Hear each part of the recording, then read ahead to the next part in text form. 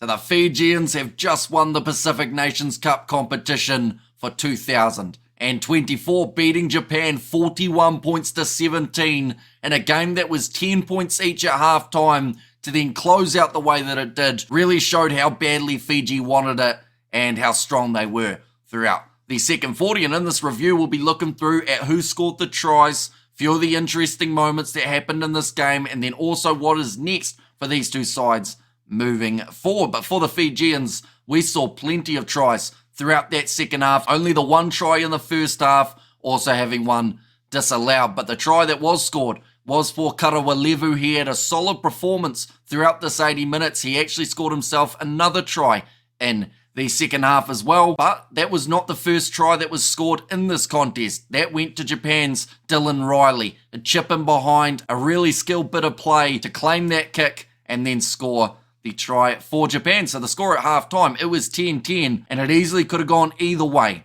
In the start of the second half, it was a little bit slow to get going. The first points actually scored in the 56th minute. That was a penalty. And then from there, an impact player made his way off the bench. Ponipati Lognamasi, a lot of people will know him from the Seven side of things, a silver medalist at the last Olympics. He came on and made a big difference, scoring himself 2 tries throughout the rest of the game. Also the second for Karawalevu, like I mentioned, and we saw a try for Albert Tuisui, where he used his power to bulldoze his way over the try line for Japan. They were only able to get themselves one other try throughout this game. That was right at the end in the 78th minute, and that was for Malo Tuitama. But unfortunately for Japan, they just didn't quite reach that level throughout the last 20 minutes that the Fijians were able to. There were concerns whether or not Fiji would slow down, but of course, used to playing in the humidity and the heat that they had to face in Osaka, Japan, whereas Japan had to make over 150 tackles, and that was definitely very fatiguing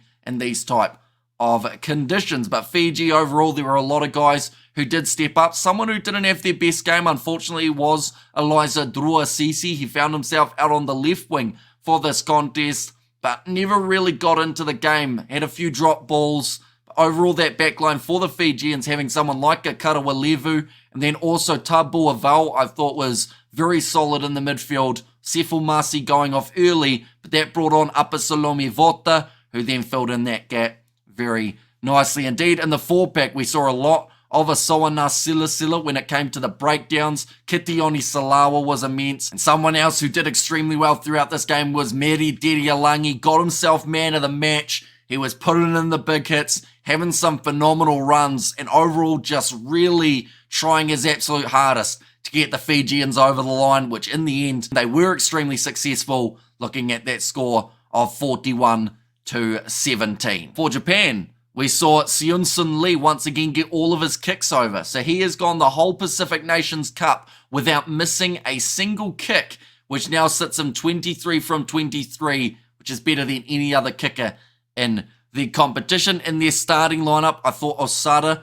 was quite strong, and then also Tuitama, when he got the ball in his hands, was able to work very nicely as well. But now we move on to what is next for these two sides. Japan have got their next game up against the All Blacks. That has taken place in late October, whereas for Fiji, they have got 3 matches in the November internationals, where they will be going head-to-head with Scotland, Wales, as well as Ireland, which will all be extremely entertaining games. Of course, we will be covering them on the channel as well. But do let me know what you thought of this game, ladies and gentlemen. A lot of handling errors throughout the fixture, and I feel like that was not just down to the temperature, but also down to the pressure in these situations. Japan were just dropping the ball far too much throughout that second half, but Fiji's discipline was much better than some anticipated going into this contest. But nonetheless, thank you all very much for tuning in. If you did enjoy, be sure to leave a like and subscribe. I will see you all for the next one.